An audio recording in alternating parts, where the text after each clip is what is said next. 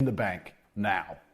Next, keep an eye on competitors and steal their ideas, especially before they get traction.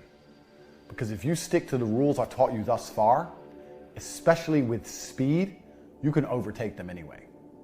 So if you see someone, hey, I did this the other day, man.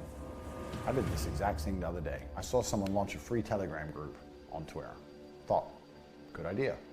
So I stole their idea. I started a free Telegram group. I'm in their group and my group is 5 times bigger than theirs because I promote it 6 times a day with my staff retweeting and adding a new tweet with my link, and he doesn't because he doesn't work as quickly as me.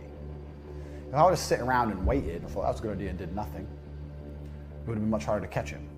So the point is, if you see a competitor idea, steal it right away, and then implement the most important business lesson, number 1, speed, and then you can overtake them. Keep an eye on the competitors and be ready to steal. Steal, steal, steal. Steal everything they do. If you see your competitor start a GoFundMe, start one. Why not? But just advertise it harder, blast it everywhere, do things they're not prepared to do, make sure your staff get better pictures, write better copy, speed, speed, speed, speed, speed, and overtake them and beat them.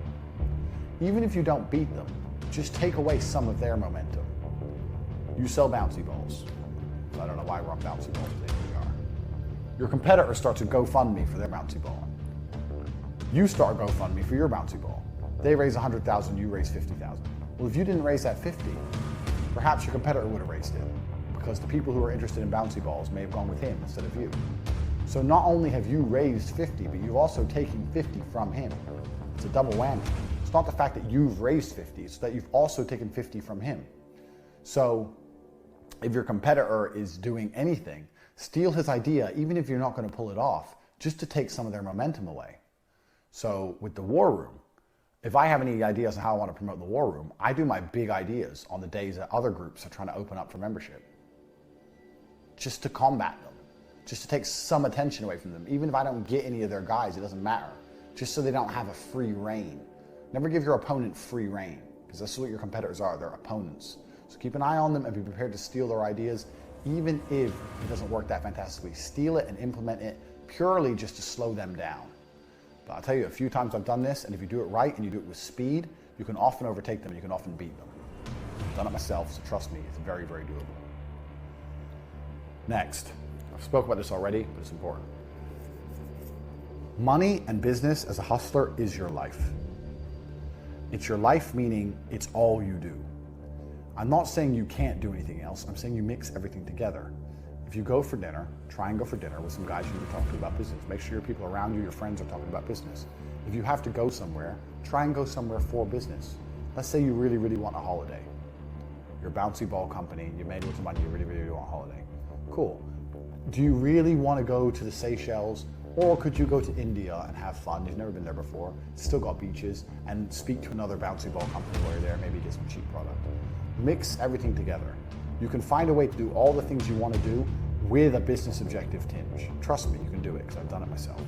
Even things as simple as with the cam girls. I really wanted to go to Thailand, so I told all the girls, okay, if we make this much money this month, I'll take you all to Thailand. That was work.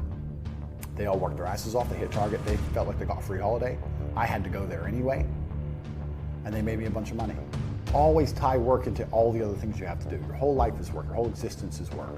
So you can tie it all in every single way, because that's what hustlers do. Hustlers never turn their brain off of the money. So anything you have to do in your life, try and put a work tinge on it, because it's very doable. Before you know it, you'll see that if you're awake, you're working. That's how I live my life now. It's 20 past midnight, and I'm working. If I'm awake, I'm working. Soon I'll go to sleep. But until then, I work. That's how it goes. Right, next. Develop a phone addiction. If you don't have a phone addiction already, develop one. And maybe it's bad for your mental health and your happiness, but we don't believe in burnout, so that ain't real. I am very, very successful in the realm I'm in now with social media. It's because of the amount of content I produce, the amount of original tweets, original ideas, 2 YouTube channels, the amount of ideas I have for courses, the amount of speaking I do, the amount of videos I lay out, my Instagram stories, the pictures I take. I am always on my phone. Anyone who knows me will say Tate lives on his phone.